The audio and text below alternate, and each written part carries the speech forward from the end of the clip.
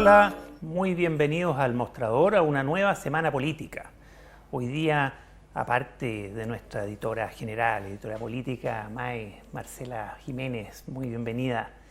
Tenemos un muy buen analista político, Tomás Duval. Tomás, muy bienvenido, que nos acompañas por Zoom. Nosotros estamos presenciales y tú, Tomás, por Zoom. Muy buenas tardes, mucho gusto. Muchas gracias por la invitación. Gracias, Tomás. Oye, vámonos a lo medular. ¿Qué pasa con el presidente Sebastián Piñera? El Mostrador tituló algo así como Piñera peso pluma, ¿o no, Marcela Jiménez? La moneda cae en peso pluma, en categoría peso pluma. Bueno, pero si es la moneda, ¿quién encabeza la moneda? La encabeza obvio. El presidente de la República. Entonces, estamos a nivel boxeril como peso pluma. ¿Por qué, Marcela Jiménez, antes de pasarle la palabra a Tomás Duval? Porque nuevamente la moneda y el presidente marcaron una ruta, marcaron una pauta, dejaron sumamente claro que están en contra del segundo retiro del 10%. Y ayer en la Cámara de Diputados se aprobó, no solo se aprobó el 10% y se despachó a segundo trámite al Senado, sino que se aprobó con más votos que la vez anterior, con más votos aún, sobre todo de Chile Vamos, porque si fuera solo la oposición, pero la mitad de Chile Vamos se alineó con este proyecto y lo aprobó a contrapelo de la declaración de su presidente, de su comité político, de su ministro de Hacienda y de las directrices y de las penas del infierno que además lanzó la moneda de ir al Tribunal Constitucional, de vetar la iniciativa. Entonces el presidente hace bajadas, da directrices, da opiniones y Chile Vamos no lo escucha. Y la alianza de gobierno no lo escucha, los parlamentarios a lo menos. O es al revés, y eso sería bueno que lo explicara Tomás, porque lo que dicen en Chile Vamos es que es la moneda la que no escucha lo que ellos le plantean. Eso es un buen punto, Tomás, porque además ayer como característica no solo se aumentó la votación a favor del retiro del 10%, que todos sabemos que es un mal proyecto de ley, no es bueno financiar la vida diaria con fondos de pensiones, pero al no haber alternativas, ya que el gobierno no entrega alternativas, opciones, se aprobó y se aprobó, por, como dice Marcela, por un margen aún mucho mayor que la primera vez, pero además con discursos muy violentos de los parlamentarios, de muchos parlamentarios de la Alianza contra su gobierno. Es decir, ya una cosa que no pasando piola, sino que directamente en oposición al gobierno, porque entienden que el gobierno no hace lo necesario para poder votar en contra. Entonces están obligados a votar a favor. Tomás. Sí, la verdad es que la votación ocurrida ayer en la Cámara de Diputados, por casi unanimidad, porque hay que recordar que fueron 130 de 155 parlamentarios. Eso tiene, más allá del tema de las AFP, tiene efectos políticos indudables. Y yo creo que hay dos efectos políticos muy fuertes para la coalición de gobierno. Lo primero es que demuestra una desafección política de Chile Vamos respecto al gobierno. Naturalmente aquí nuevamente hay una desafección, producto, diría yo, de dos grandes cuestiones. La primera, una falta de diálogo entre el gobierno y las propias bancadas, porque en el fondo lo que se repitió es un escenario muy similar al primer retiro de los fondos previsionales. Pero esa desafección también se debe a que los parlamentarios comienzan en sus fórmulas, los propios partidos, ¿no?, a visorar en el futuro un escenario electoral por delante, donde ellos tienen que volver a reconectar, porque recuérdense que muchos del oficialismo quedaron marcados en el tema del rechazo. Y ahí hay otro punto, ¿no?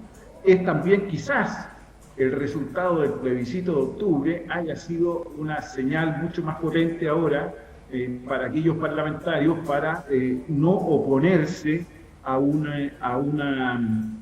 nuevo retiro de pensiones. Y el segundo elemento, ya que tiene que ver con el propio gobierno, que yo diría que es un debilitamiento de la figura presidencial, es decir, la votación en contra de los propios partidarios del gobierno, sin tener ninguna sintonía con el propio gobierno, lo que están haciendo es dañar primero la figura presidencial, la institución presidencial, y en segundo término es un golpe directo al presidente Piñera en su conducción. Y yo creo que esos dos efectos son muy difíciles de recomponer en un escenario de esta naturaleza. Recuérdense que hace un poquitito más de 100 días ya hubo un cambio de gabinete, es decir, no son esa la fórmula. Hoy día estamos en un elemento con dos elementos distintos y con fricciones internas al interior de los propios partidos. Marcela. Bueno, siguiendo la línea de lo que está hablando Tomás, aquí hay un tema bien fuerte en Chile Vamos y que tiene que ver, y lo hemos hablado otras veces con Tomás también, que tiene que ver con la fractura que hay adentro de la derecha y de cómo la derecha está enfrentando estos momentos actuales del país, las circunstancias del país. Y ahí hay un choque también entre una derecha muy dura que tiene cooptada también de cierta forma a la moneda y toda esta derecha que representaba el apruebo, la línea que marcó Mario Desbordes y una serie de parlamentarios. Entonces son varios los elementos que se cruzan y eso, por desgracia, está chocando con algo que al presidente Piñera no le gusta y que y Tomás lo puede confirmar en términos de que si hay algo que no soporta Sebastián Piñera es ser irrelevante, es quedar al margen, es quedar fuera de la foto. Y lo que pasó ayer con el 2%, con el segundo retiro del 10% es precisamente eso. El Congreso y su propia coalición hace cosas al margen de la voluntad presidencial. Entonces, por más que le cargue al presidente, pero efectivamente él está de lleno ya con el síndrome del pato cojo, que lo hemos hablado ya desde el estallido de octubre del año pasado, el estallido social. Y según varios analistas, el presidente desperdició la oportunidad de haber tomado algún cierto tipo de liderazgo, de haber marcado algún énfasis, de haber dado algún tipo de respuesta en términos de agenda social en vez de andar declarando la guerra interna en el país.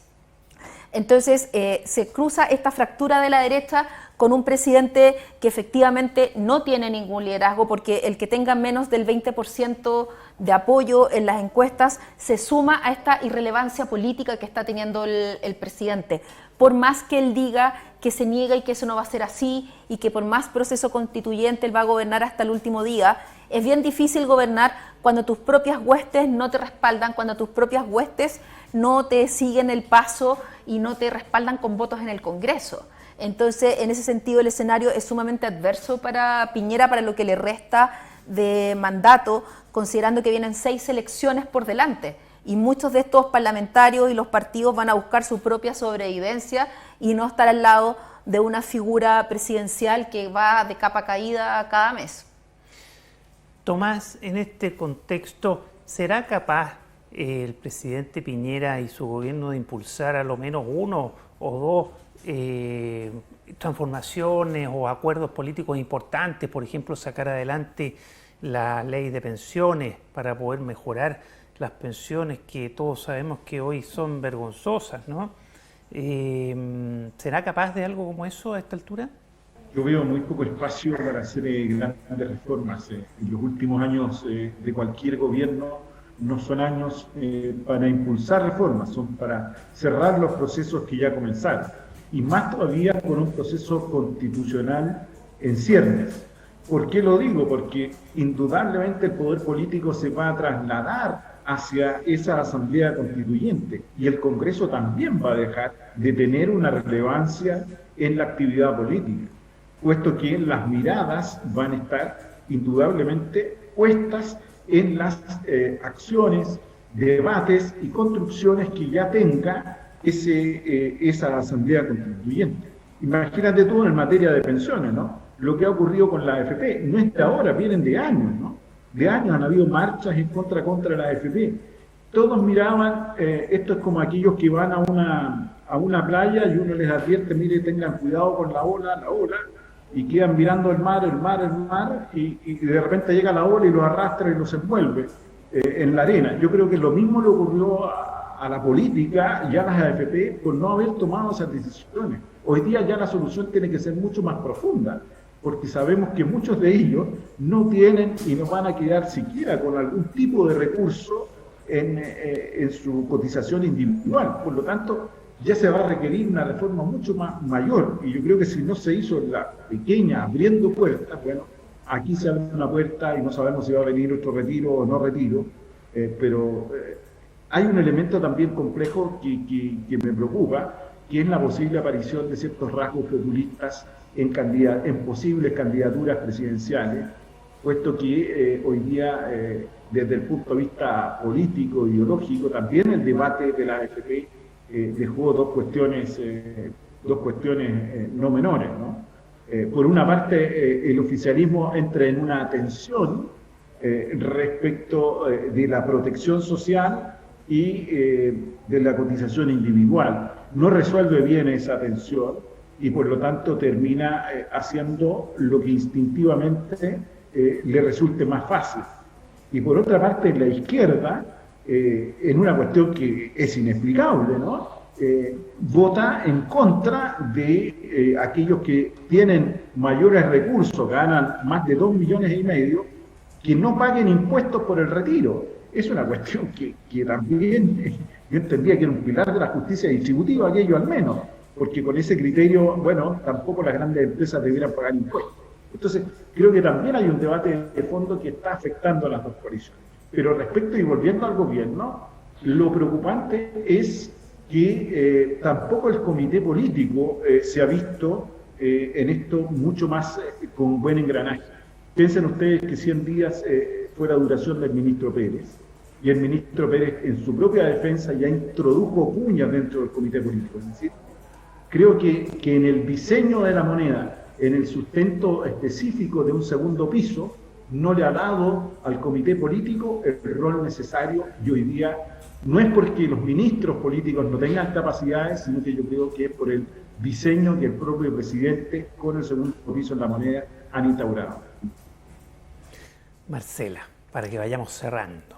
Sí, efectivamente, de acuerdo a lo que dice Tomás, aquí hay un gran actor que es sumamente relevante, que nosotros cada cierto tiempo le estamos poniendo el foco, y que es Cristian Larroulet. Cristian Larroulet no es solo el jefe de asesores del segundo piso. Cristian Larroulet, exdirector de Libertad y Desarrollo, el centro de pensamiento de la UDI y del gremialismo, el gran guardián del modelo.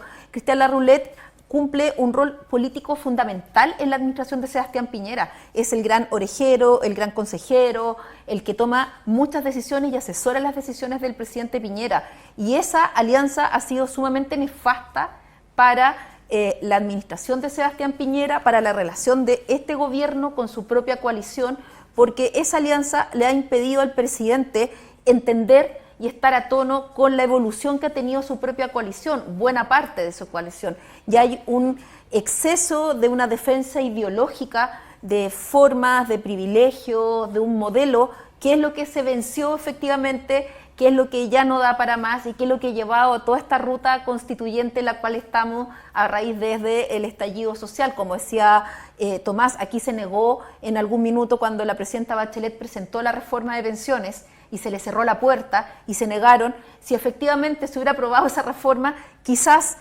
el escenario en términos de pensiones sería bastante más auspicioso de lo que es ahora, y quizás los cambios, viéndolo desde el otro lado, no tendrían que ser tan profundos como son ahora, porque a la luz de los hechos hoy lo que planteó la presidenta Bachelet ya es insuficiente, pero en su momento no lo era. En ese momento sí era una gran válvula de escape que permitía sacar una cierta presión de una demanda sumamente importante.